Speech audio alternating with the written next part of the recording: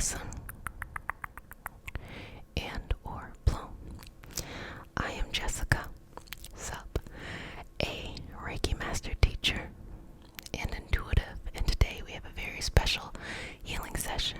We are going to be doing some channeling work, clairvoyance, mediumship a little bit here, and what we're going to do here is work on revealing that of which we don't know. And as you know, this is a mini theme. So we have the mini theme for Go Get It July, which has everything to do with the planets, how it's impacting us, and what we can do to work with the energy. So today, baby, I hope it's very dreamy because it is all about Neptune. So if you're new, subscribe, like, share this video with those you feel like who need it. And thanks for coming back. This is your nightly self-care routine. If you're returning, what's up, boo? Love you. But let's get started. So, Neptune is not too bad of a planet to analyze and to understand and to work with that energy. Of course, we're going to be doing some third eye stuff because it makes the most sense. But whatever intuitively you feel drawn to in the moment to balance and clear, you know, you always want to go with what feels right to you first. That's number one. Also, Neptune hasn't made a lot of movement. Neptune has been in Pisces from 2011 and it's going to be there till 2026. So it's very consistent in the energy that it's flowing, but there's always more. So we're going to do some clearing, some cleansing, some balancing. But before we start our session off with a prayer. It is not a religious prayer. It is just a prayer to root us in our individual healing journeys and to bring us together in community to coexist. What you believe in is your business. What I believe in is my business. But together we can still, bring our energy together for this collective space. And because consent matters, do I have your permission to say a prayer? Okay, I almost wore my because consent matters shirt. Okay, you ready? Take a deep breath. Exhale. Couple more. Okay, you ready? Got it. Dear Mother, Father, God, and all for the highest vibrational good only, please connect us to our highest intentions and validate information from our highest self only. Please release what needs to let go and embrace what allows us to grow. Let our journeys encompass the lineages, traditions, religions, and spiritual paths that bring light out through us to share with others. I say all of this in the name of I am Ashe, Ashe, Ashe, and so it shall be. Okay, so just right here on the third eye, just taking movement here as a way to open, to release, to relax, to remove. Okay. Just enjoying the moment with you, which is sweet self. So let's go ahead and just pull that out. And sometimes when there is information we want to know, we don't really understand, very unconscious, it's hard to know what piece of information to get. That's everything that has to do with Neptune and Pisces. So let's jump into it, yeah. Okay, so as I'm doing this, I'm going to explain to you Neptune. Neptune as a planet. Prior to high-powered telescopes, people back in the day could only see up to Saturn.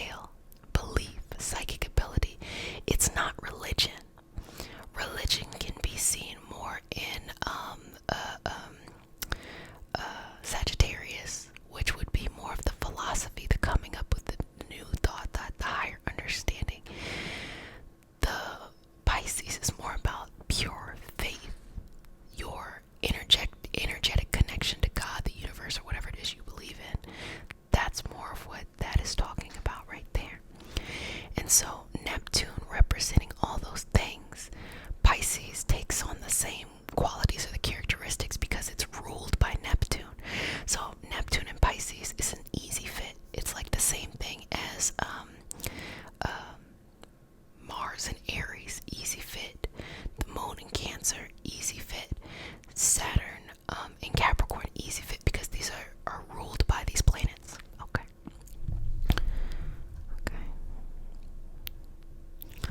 So,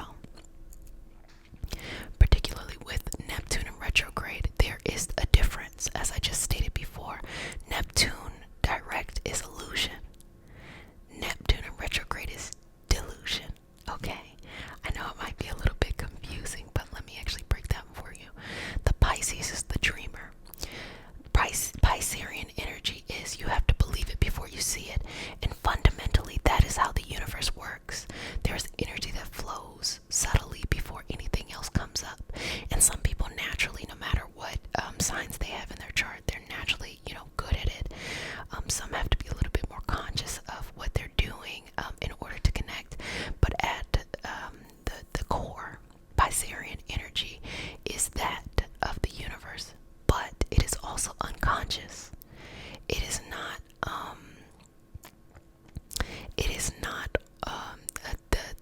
at the top, the data, the information. It is the subtle energies that can never really be isolated or understood by bringing it to the surface, really. So it's you learn how to use the energy that you don't necessarily know the information. You still got to get shit done, and Piscean energy is okay with that. It doesn't need to flush it out, make it it can allow it to be raw. But if you're trying to understand what the fuck is really happening, that's not how this energy works. It's more of, how can I surrender to the universe? How can I trust in God, universe, source, whatever you believe in, and go forth in the journey? How can I use this energy that's around me? It doesn't matter what it is. It really doesn't. It more matters that you're interacting and using the energy for your highest vibrational good. And so even describing Neptune and Pisces, it almost feels like it's ambiguous. It feels like it's very loose.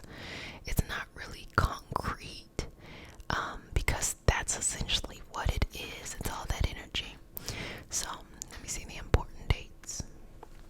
So the important dates that we have for the transit are Neptune and Pisces transit has happened from 2011 to 2006, 2026. Neptune and Pisces transit has happened from 2011 and will go all the way to 2026. So it's a very familiar energy we're working on. Remember, the farther away a planet is, the longer it's going to take to stay in certain signs.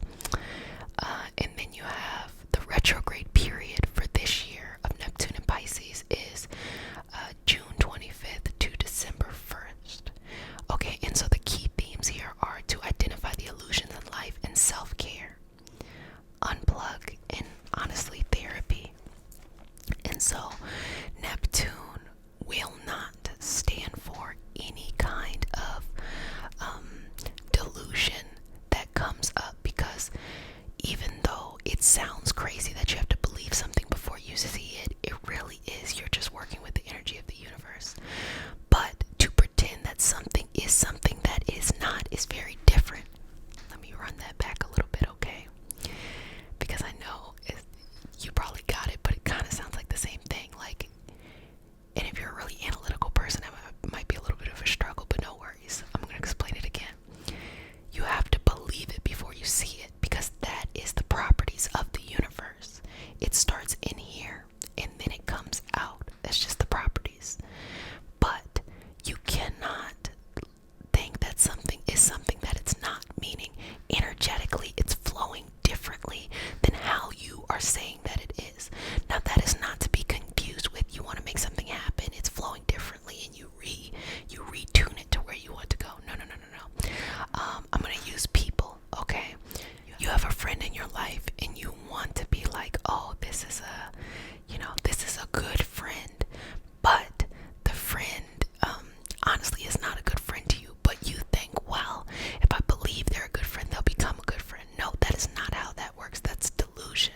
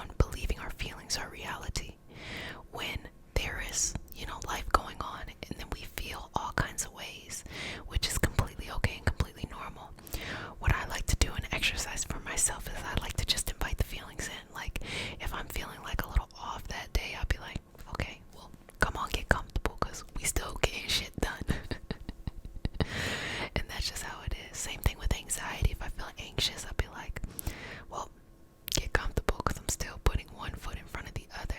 And so working with underneath the veil is that kind of energy. It doesn't have to be perfect. It doesn't have to be fully understood or resolved. It just has to be, you're going forth, and honestly, in the moment, you'll actually realize that this energy is pulling you in a direction for your highest vibrational good. And with it being in retrograde during this time, it means you need to be self-healing, self-care, unplugging, being in yourself, and those that you feel like are very nurturing. It can be deep-seated traumas that we're just unaware of. It could be karmic even. And so that's why it's not really important to kind of come up and flush out every idea. It's more important to make peace with your soul as it is. Because if we feel like we have to resolve everything we've gone through in life, we're gonna run out of time in life, okay? But it's more about just being like, I accept you as you are, baby, and it is what it is, okay? So breathe in through here. And move it out the way. Okay. Bringing it down, bringing it down, bringing it down. And cleansing still through the crown and the third eye and all the way down. Side note, we are approaching our 500th video. Thanks for being here, y'all. Love you, love you, love you. Back into it. That's so crazy. I can't believe we've spent 500 times together. We family now. We road dogs. Okay. So, pull that in. Okay. And just release and let go. Just let it go. Let it all go. Whatever feeling comes up, accept it. Just say, I love you. I appreciate you. Get comfortable. It's gonna be okay. I don't judge you. Yeah, say all these things. Just tell yourself, I'm here. It's gonna be okay. And you're worth the time it takes to be in this moment. Sometimes you just gotta give yourself a hug. Just just give yourself a nice little hug here. And then begin to ask yourself all of these questions, especially with this information that you may not know. What should I do next? How should I go about this? How should I go about that? This is the moment to do so. Okay. As you are going on your journey, this is the moment to connect in with yourself. This is the moment to make peace with the journey. This is the moment to make peace with yourself. That no matter what you've been through, no matter where you've gone or where you're going, that you are infinitely beautiful, infinitely worthy, infinitely amazing, and that your life is one that deserves to be showcased or shared or seen as a beautiful journey of colors.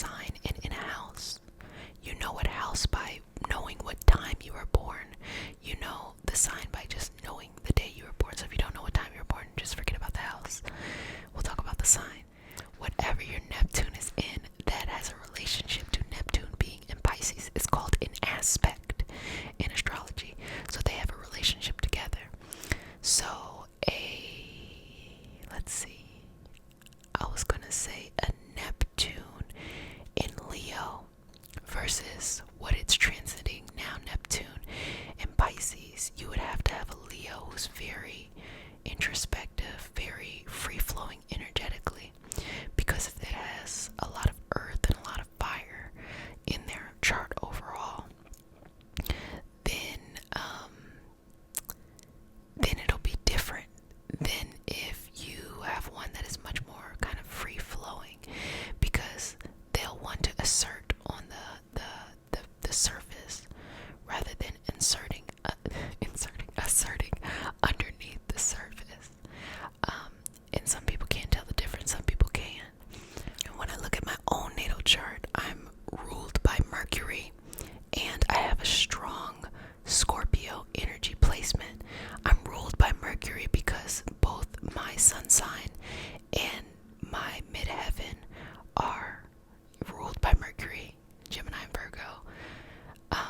But then there's other aspects, like, my rising sign is Scorpio, and then there's that energy of Pluto being in Scorpio, and that, depending on the house system, I'm not even gonna get into all that, it could be seen as being in my first house, which would have a lot to do with how I present, and then also with the sun, Gemini, being in the 8th house, which represents everything Scorpio. So, like, even though when I am in a space, my sun is Gemini, my moon is Libra, and my rising is Scorpio, you can't really feel the same amount of energy of my moon and sometimes my sun, but you can really, really, really feel the Scorpio energy because my sun is in the 8th house.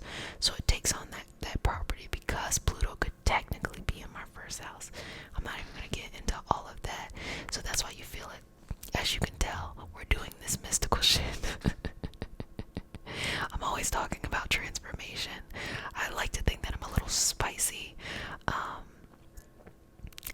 And I believe in the healing of trauma and things like that. And so with that, I'm giving this example of how just because you are an Aries or a Leo, and I'm talking about, your Neptune in a certain sign, it doesn't mean necessarily that there's not going to be other factors of your chart that will impact this transit. So if your Neptune, whatever your Neptune is in, pay attention. For me, my Neptune is in Capricorn. And so since my Neptune is in Capricorn, that relationship to Pisces can be a little bit tough at first, because I want my dreams to be built on strong foundations. But sometimes you gotta just go with the flow. And I think that I learned that from being in this space. So you can look up what your Neptune is. Now your house, oh, that's a cheat code right there. Your house will tell you which area of your life, as we've been talking about before, that it impacts.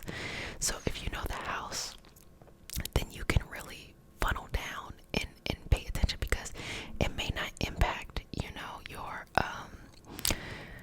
it may not impact your 7th house of love. It may not impact your 6th house of work, but maybe it impacts your 2nd house of finances. It just depends on where that energy is, okay?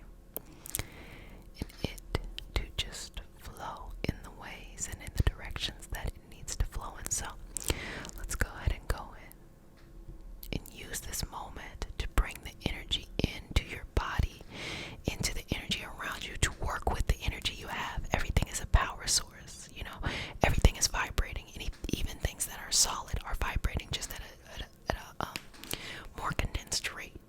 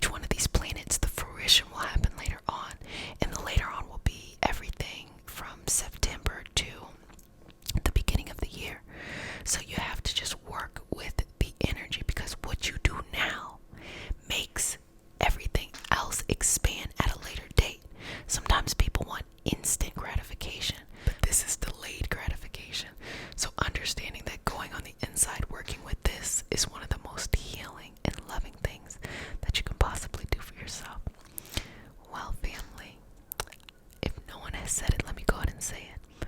I love you, love you, love you. I cannot wait until next